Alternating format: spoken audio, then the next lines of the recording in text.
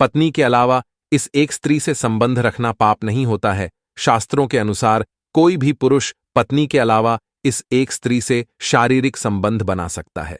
दोस्तों, एक बार देवर्षि नारद नारायण नारायण का जाप करते हुए अंतरिक्ष के मार्ग से यमलोक पहुंच जाते हैं। यमलोक के देवता यमराज विशालकाय सिंहासन पर विराजमान होते हैं। उनके पास चित्रगुप्त बैठे हुए होते हैं। तभी देवर्षि नारद उस स्थान पर पहुंच जाते हैं। देवर्षि नारद को आता देख यमराज उनका स्वागत करते हैं और उन्हें प्रणाम करते हुए कहने लगते हैं, हे देवर्षि, आपके आगमन से यमपुरी धन्य हुई है।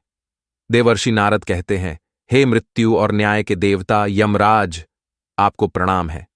फिर यमराज कहते हैं, हे देवर्षि, आज बड़े युगों के बाद आप यमपुरी पधारे हैं। अवश्य ही कोई महत्वपूर्ण कारण होगा। कृपया आप हमें बताने की कृपा करें कि आप किस प्रयोजन से आज यमपुरी आए हैं। तब नारद जी कहते हैं, हे धर्मराज, आप मृत्यु और न्याय के देवता हैं। तीनों लोकों के प्राणियों को उनके कर्मों के अनुसार दंड देने का कार्य आप करते हैं। आपके पास समस्त प्राणियों और चराचरों का लेखा जोखा रखा हुआ है। पापी मनुष्यों को आप नरक में डालते हैं और पुण्यवान मनुष्य को आप स्वर्ग में भेजते हैं। इसीलिए आपको मनुष्यों के सभी पाप और पुण्य कर्मों का ज्ञान है। मैं आपके पास एक विचित्र प्रश्न लेकर आया हूं। कृपया आप मेरे इस प्रश्न का उत्तर दें। फिर यमराज कहते हैं, हे देवर्षि, आप सत्य कहते हैं। हमारे पास तीनों लोकों के प्राणियों का लेखा जोखा रखा हुआ है, क्योंकि प्रभु ने हमें यही कार्य सौंपा है। हम प्रभु के आदेश से ही मनुष्य के पाप और पुण्य कर्मों के आधार पर उन्हें दंड देते हैं। हे देवर्षि, आपके मन में जो भी प्रश्न अथवा शंका है, आप निसंकोच होकर पूछिए। हम अपने सामर्थ्य के अनुसार उनका समाधान अवश्य करने का प्रयास करेंगे। तब देवर्षि कहते हैं, हे यमराज, शास्त्र कहते हैं कि एक पुरुष को केवल एक ही स्त्री से विवाह करना चाहिए, एक ही स्त्री से संबंध बनाना चाहिए। किंतु मैंने यह भी देखा है कि कुछ मनुष्य अनेक विवाह करते हैं, अनेक स्त्रियों से संबंध रखते हैं। क्या ये पाप नहीं है? क्या ऐसे मनुष्यों को नरक में डाला जाता है? इस पर शास्त्र क्या कहते हैं? क्या कोई मनुष्य अनेक स्त्रियों से विवाह कर सकता है? कृपया आप मेरी इस शंका को दूर करें। यमराज कहने लगते हैं, हे देवर्षि, आपने समस्त मानव जाति के कल्याण के लिए उचित ही प्रश्न किया है। संसार में मनुष्य एक से अधिक विवाह कर सकता है या नहीं? इसका उत्तर देने से पूर्व मैं आपको एक कथा सुनाता हूं। इस महान कथा में आपको सभी प्रश्नों के उत्तर मिल जाएंगे। इसीलिए आप इस कथा को ध्यान से जरूर सुनें। जो भी इस कथा को ध्यान से सुनता है, मैं उसके 32 अपराध माफ करता हूं। फिर नारद जी कहते हैं, हे धर्मराज, आप उस कथा को अवश्य कहिए, मैं उसे ध्यान से पूरा सुनूंगा। तब यमराज नारद जी को वह महान कथा सुनाते हैं। प्राचीन काल की बात है। मध्य देश में एक अत्यंत शोभायमान नगरी थी। उस नगरी के एक अत्यंत गुणवान, बलवान और रूपवान राजा थे, जिनका नाम था धर्मपाल। महाराज धर्मपाल एक न्यायप्रिय राजा थे। उनकी प्रजा उनके न्याय से अत्यंत संतुष्ट रहा करती थी। राजा भी अपनी प्रजा का अच्छी तरह से देखभाल करते हैं, प्रजा का सभी जरूरतों का अच्छी तरह से ध्यान रखते थे। महाराज की सुकन्या नाम की पत्नी थी, जो अत्यंत सुंदर, गुणवान, चरित्रवान और पतिव्रता नारी थी। महाराज धर्मपाल और रानी सुकन्या बहुत ही दयालु स्वभाव के थे। वे हर प्रकार के यज्ञ, दान, धर्म तथा अनुष्ठान किया करते थे। उनके साम्राज्य में सब कुछ था, किंतु केवल एक कारण से महाराज, महारानी और प्रजा दुखी रहते थे। महाराज को कोई संतान नहीं थी, जिससे महाराज दुखी और चिंता में रहते थे। प्रजा को भी महाराज की ऐसी दशा देखी नहीं जा रही थी। कितने ही प्रयास करने पर भी महाराज को कोई संतान नहीं हो रही थी। महाराज ने अनेक वैद्य बुलाए, अनेक पुत्र प्राप्ति के उपाय किए, दान धर्म किया, व्रत किए, किंतु उन्हें किसी भी उपाय से संतुष्टि नहीं मिली। फिर एक दिन प्रजाजन महाराज के पास आते हैं और कहते हैं, हे महाराज, आप पुत्र प्राप्ति के लिए दूसरा विवाह करें। किंतु महाराज अपनी प्रजा की बात से सहमत नहीं होते हैं। महाराज रानी सुकन्या से बहुत प्रेम करते थे, इसीलिए वे अपनी पत्नी का दिल नहीं दुखाना चाहते थे। तथा महाराज शास्त्रों का भी ज्ञान रखते थे कि एक पुरुष को केवल एक ही स्त्री के प्रति एक निष्ठ रहना चाहिए। एक पत्नी के होते हुए कभी दूसरी स्त्री के पास नहीं जाना चाहिए। जिस प्रकार से एक मादा पशु के साथ दो नर पशु नहीं रह सकते, ठीक उसी प्रकार से एक पुरुष के साथ दो स्त्रियां कभी सुखी नहीं रह सकती। जो पुरुष एक पत्नी होते हुए भी दूसरी स्त्री से संबंध रखता है, वह घोर पाप करता है और नरक में ही गिरता है।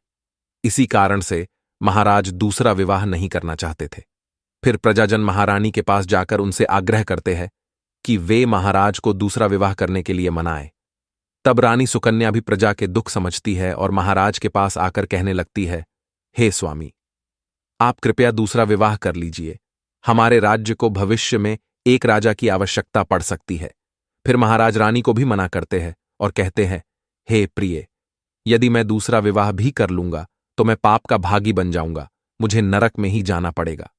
और तुम बताओ, क्या तुम मेरे दूसरे विवाह से खुश रह पाओगी?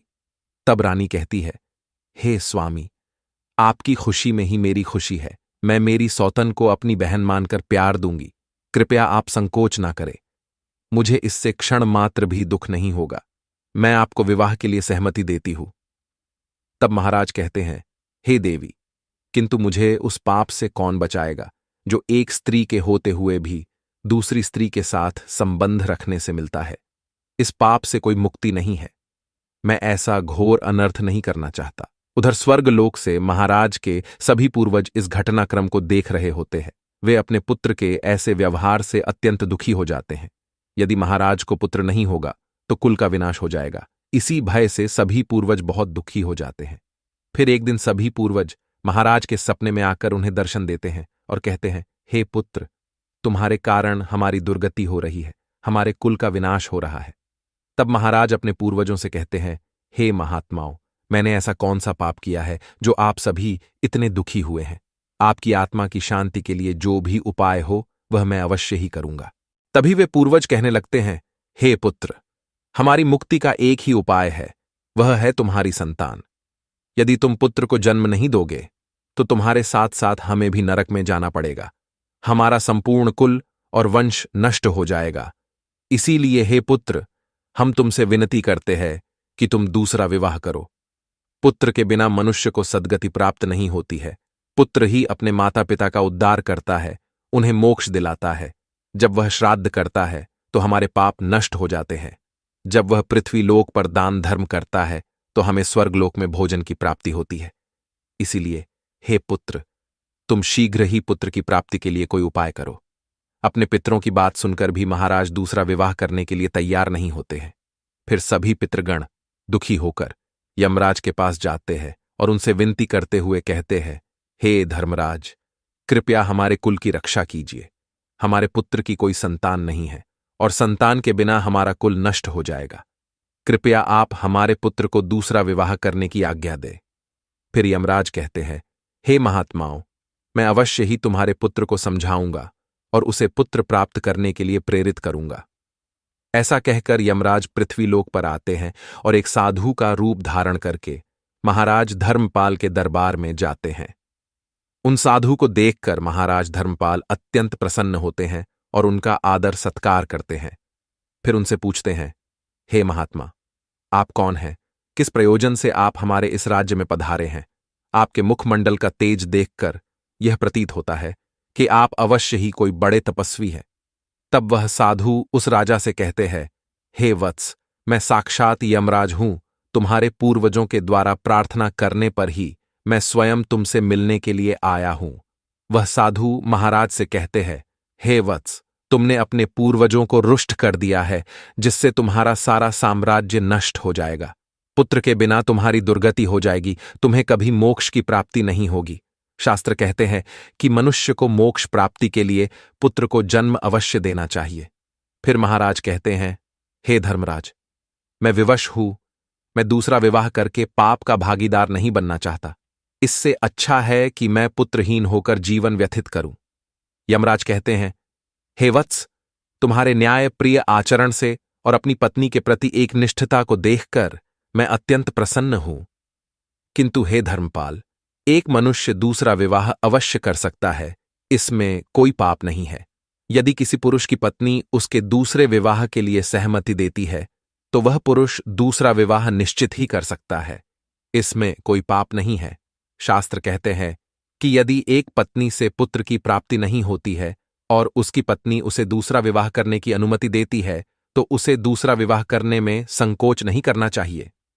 साक्षात धर्मराज के द्वारा ऐसे वचन सुनकर महाराज अति प्रसन्न हो जाते हैं और यमराज को धन्यवाद देते हैं। फिर यमराज उस स्थान से अंतर्ध्यान हो जाते हैं। महाराज धर्मपाल अपनी पत्नी सुकन्या के पास जाते हैं और उससे दूसरा विवाह करने की अनुमति मांगते हैं। तो महारानी सुकन्या उन्हें दूसरा विवाह करने की अनुमति दे देती है। तब महाराज दूसरी स्त्री से विवाह कर लेते हैं, जिससे उन्हें सुंदर पुत्र रत्न की प्राप्ति होती है। और उधर स्वर्गलोक में सभी पूर्वज भी आनंदित हो जाते हैं और यमराज का बार बार धन्यवाद करते हैं। तो दोस्तों, इस प्रकार से धर्मराज ने नारद जी को स्त्री और पुरुष के विवाह और आचरण संबंधी महत्वपूर्ण ज्ञान दिया है। आपको यह कथा कैसी लगी कमेंट करके जरूर बताएं। जानकारी अच्छी लगी तो वीडियो को लाइक करें, साथ ही चैनल को सब्सक्राइब करें और कमेंट में जय श्री कृष्ण अवश्य लिखें। आप सभी का धन्यवाद।